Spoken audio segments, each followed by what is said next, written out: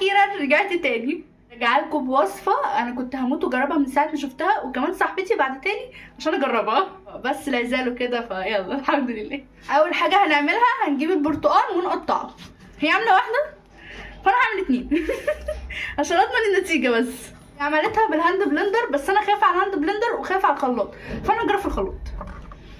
هنحط بقى عليهم كوبايه سكر، عايزين تقللوا عايزين تكتروا انتوا حرين. نحط فانيليا، كيس فانيليا، 3/4 كوبايه زيت، 3 بيضات بدرجه حراره الغرفه.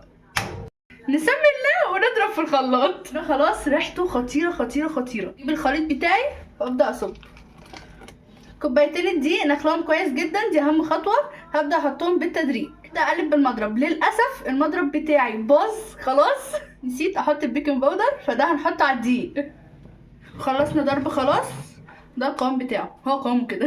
انا عندي القالب بتاعها زي بتاعها بس صغنطوط على قده، فهجيب صينيه الحجم ده. لو ما عندكوش صينيه زي دي ممكن اي صينيه عادي، بس تدهنوها زيت ودقيق.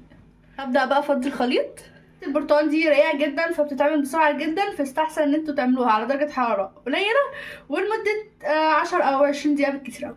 خلصت معايا خلاص طلعتها، مخدتش معايا وقت، هي 20 دقيقه بالكتير قوي بدرجه حراره 180. في الاخر خالص بقى عصرت عليها ليمونه نصايه كده. كنت اتمنى يبقى عندي نفس القالب بتاعها عشان الشكل اللي اداه، بس يلا مش مشكله. هنقلبها بقى زي ما هي قلبتها. بسم الله يا رب، بسم الله.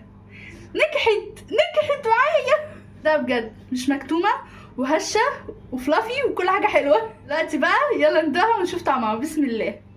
تحفه، جربوها ومش هتندموا لانها فعلا خرافه جدا. باي.